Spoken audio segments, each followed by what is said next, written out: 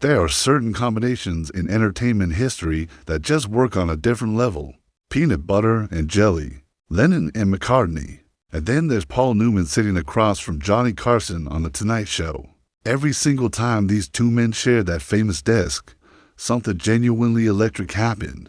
Not the manufactured kind of electric you get from rehearsed banner or carefully placed jokes.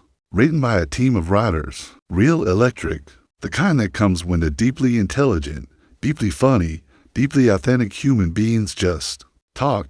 And that's what we're diving into today. The best moments from Paul Newman's appearances on The Tonight Show with Johnny Carson. The stories, the jokes, the candid admissions. The rare glimpses behind the curtain of one of Hollywood's most private yet most beloved stars. If you've ever wondered what Paul Newman was actually like when the cameras were rolling, but the performance was off, this is your answer. Let's start at the very beginning, because context matters here. Paul Newman first became a household name in the mid-1950s. He had those eyes, those impossibly blue eyes that became almost a cultural phenomenon in themselves. Women adored him. Men wanted to be him. Directors fought over him.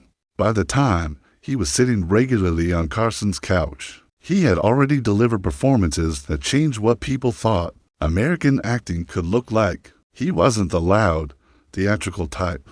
He was internal, controlled, real, and yet off-screen. The man had a wit so sharp it could cut glass. Johnny Carson understood this immediately. Carson was not just a host. He was a reader of people. He had an almost supernatural ability to figure out within the first 30 seconds of a conversation exactly what kind of guest he was dealing with. Some celebrities needed to be coaxed. Some needed to be calmed down. Some needed a straight man so they could be funny. Paul Newman needed none of that. Newman just needed someone to throw him a ball, and he'd run with it all the way down the field. One of the earliest memorable exchanges between the two happened when Newman came on to promote one of his films, and Carson, always the master of the unexpected pivot, completely ignored the film and instead asked Newman about racing cars. Now, for anyone who doesn't know, Paul Newman was not just a casual car enthusiast. The man was a legitimate, serious, competitive racing driver. He started racing in his 40s, which in the racing world is practically ancient, and he became genuinely good at it. Not celebrity good, actually good. He competed in the 24 Hours of Le Mans. He co-founded a racing team that won championships. He took it as seriously as anything he ever did in Hollywood. Carson leaned forward with that famous smirk and said something along the lines of, "Paul, I have to ask, you're one of the most recognized faces on the planet. You get behind the wheel of a race car going 100 miles an hour. Does anyone ever look over and think, wait, is that Butch Cassidy?" Newman laughed, a real laugh, not a polite one, and said that was actually one of the best parts. Because inside the helmet, inside the fire suit, he was just another driver. Nobody cared who he was. They only cared how fast he went. And he said that feeling of anonymity, of pure meritocracy, was more liberating than almost anything else in his life. Carson nodded and said that was either the most zen thing he'd ever heard or the most insane, and he couldn't decide which. The audience loved it, because that was the thing about Newman on Carson's show. He didn't just give you the celebrity version of himself. He gave you the actual person, and the actual person was fascinating. There was another appearance a few years later, where the conversation turned to Newman's food company, Newman's Own. For those unfamiliar, Newman started Newman's Own as essentially a joke that got out of hand. He and his friend A.E. Hotchner started making salad dressing as a hobby, bottling it up in old wine bottles and giving it to friends as Christmas gifts. People loved it. Someone suggested selling it. Newman said fine, but all profits go to charity. That was 1982. By the time he was talking about it on Carson's show, the company had already donated tens of millions of dollars to various causes. Carson asked him how it felt to accidentally become a food mogul, and Newman's response was so perfectly Newman. He said something like he'd spent his whole career trying to make people believe he was someone he wasn't, and then he slapped his face on a salad dressing bottle, and more people recognized him in grocery stores than in movie theaters. There was a pause, and then he added, and at least the salad dressing never got a bad review from the New York Times. The audience erupted. Carson shook his head and said that was the most backhanded compliment to his own career he'd ever witnessed. Newman shrugged and said he'd had a lot of practice. What made these exchanges so watchable wasn't just the humor. It was the honesty underneath the humor. Newman genuinely did have a complicated relationship with his own fame. He was one of the most recognized people in the world, and by many accounts, he found it exhausting and strange, not ungrateful. He was clear about being grateful for the career, the opportunities, the platform. But the celebrity itself, the way people treated a face on a screen as if it were something holy, that part made him genuinely uncomfortable. And Carson, to his enormous credit, never pushed Newman to pretend otherwise. He let the discomfort sit right there in the conversation and became funnier because of it rather than trying to smooth it over. One of the most talked about moments from any Newman Tonight Show appearance was when the conversation turned to his marriage with Joanne Woodward. Newman and Woodward were one of Hollywood's genuinely enduring love stories, married in 1958, together until Newman's death in 2008, 50 years. In an industry where marriages rarely survive the premiere party, they survived everything. And when Carson asked him about it, with that perfectly calibrated Carson mix of sincerity and wit, Newman's answer became one of the most quoted things he ever said on television. Carson said something along the lines of, "Paul, you've been married to the same woman for decades in Hollywood.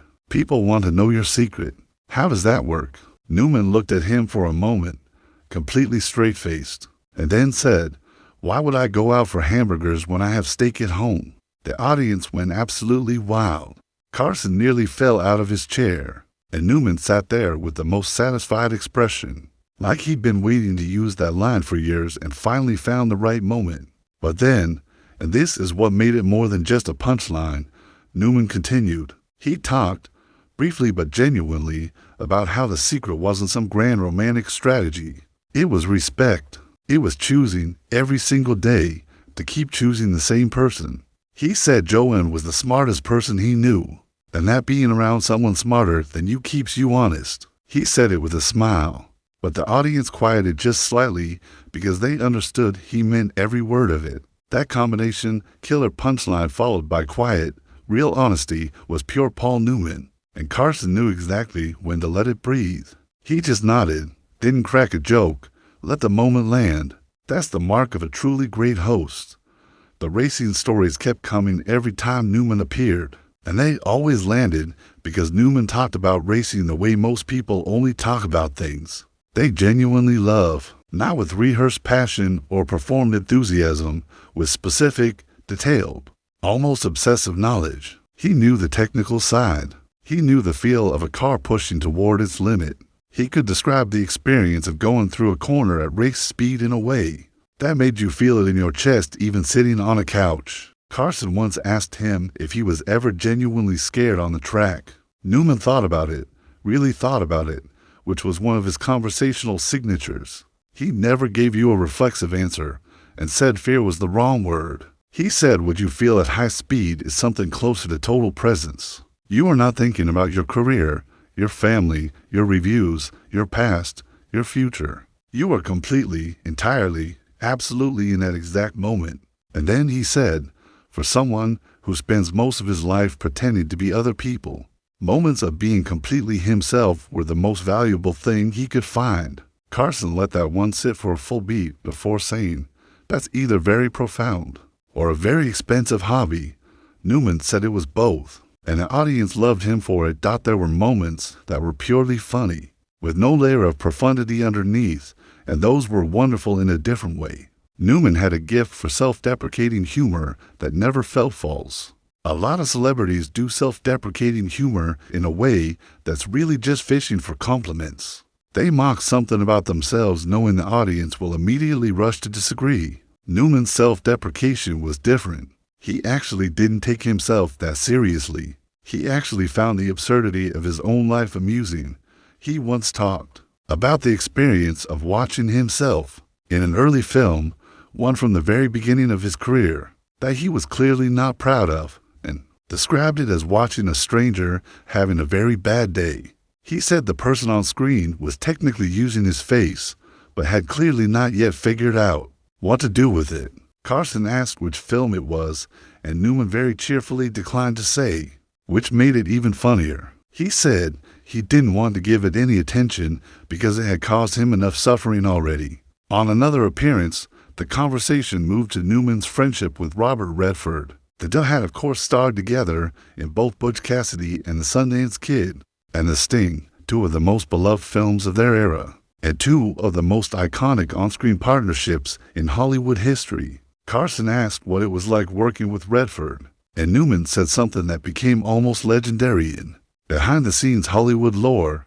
He said, Redford was one of those people who you couldn't help but be slightly annoyed by because he was so good at everything he tried. He said the most irritating day of his professional life was watching Redford pick up a skill. Newman deliberately wouldn't say which one in about 45 minutes that Newman had been working on for months. Then Newman paused and said, but then Redford has to live with looking like Redford. So the universe balances out. The audience went crazy.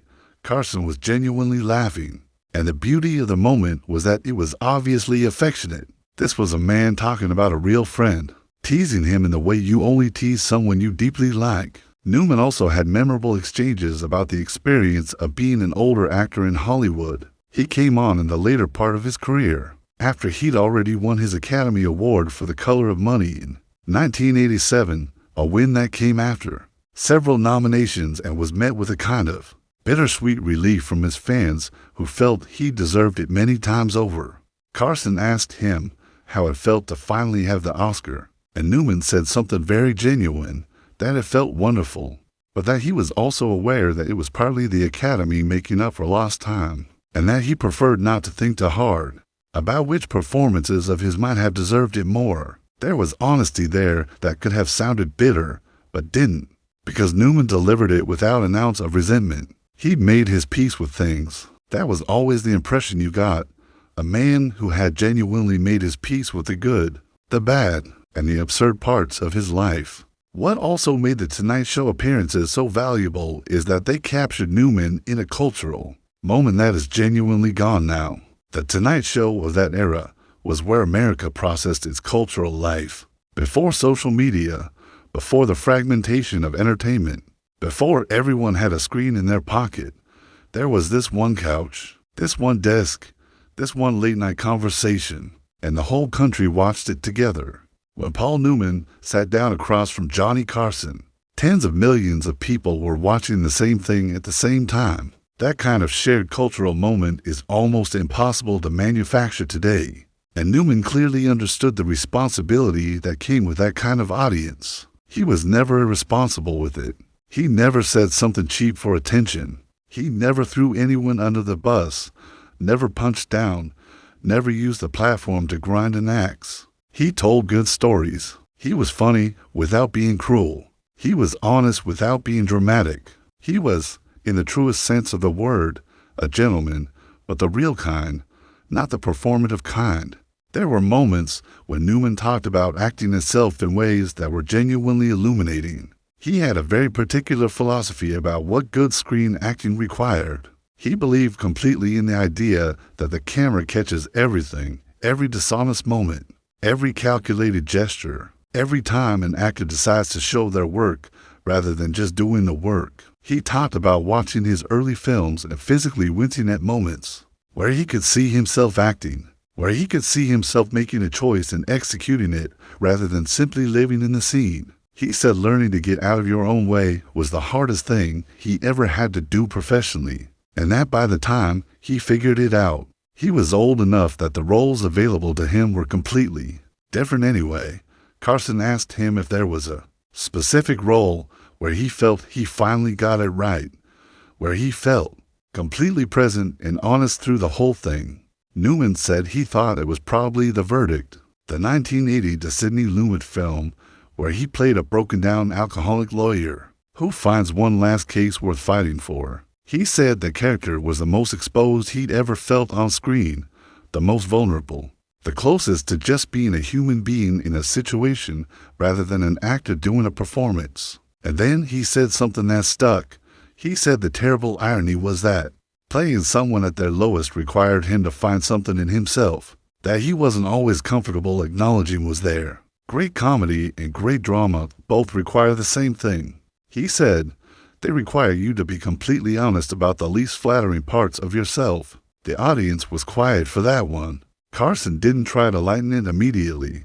He gave it space, and then Newman smiled and said, luckily for him, there was plenty of material to work with, and everyone laughed and the tension broke, and you remembered why you loved watching this particular human being talk.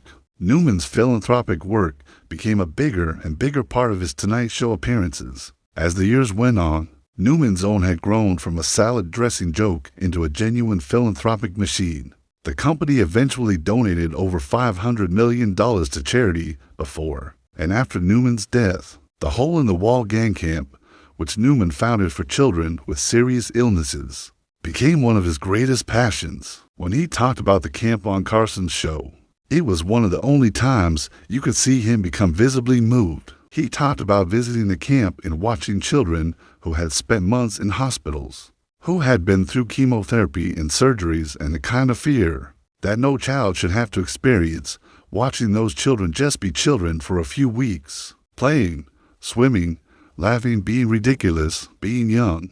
He said it reframed everything for him. Every complaint he'd ever had about his career, about press coverage, about the things that bothered him in the industry, they all became genuinely small in the context of what those kids were dealing with and how completely they managed to rise above it.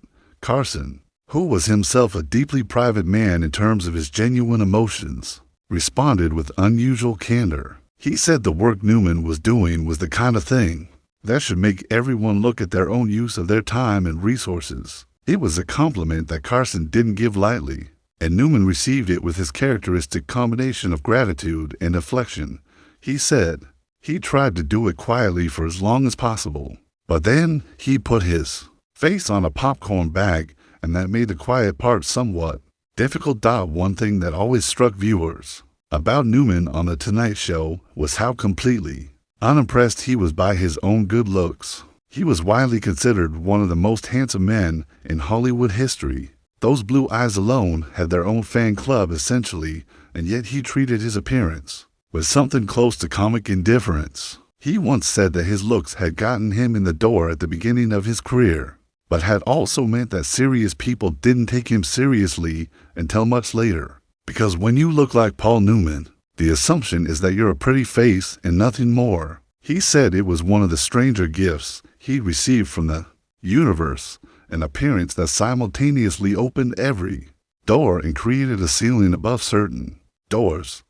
Carson asked if the looks had ever been a genuine problem, and Newman laughed and said the word problem might be a stretch given the circumstances, but that yes, there was a real professional cost to being seen as decorative first and talented second.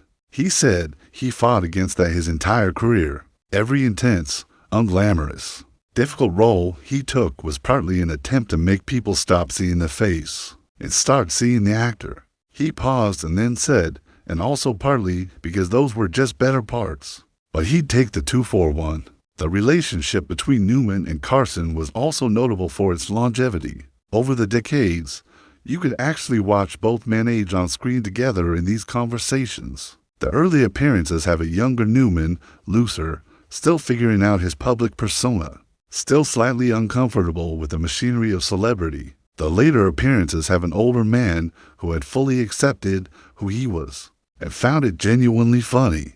Carson similarly moved from the sharp, almost aggressive wit of his younger years to a warmer, more generous style in his later Tonight Show era. When you watch the later Newman-Carson conversations, there's an ease between them that comes from genuine familiarity. These two men had known each other for decades, had watched each other evolve, and the comfort of that showed in one of his later appearances. Newman talked about what it meant to him to have had a career as long as his. He was reflective in a way he hadn't always been in earlier interviews. He said the thing no one tells you when you're young is that the career and the life are not separate things, they're the same thing. Every choice you make about what to do, what not to do, who to work with, what to say yes to and what to say no to, Those choices are not just professional decisions. They're decisions about what your life will actually look like. He said he made some choices he was proud of and some he'd redo, and that the mix of both was probably exactly what a life was supposed to be.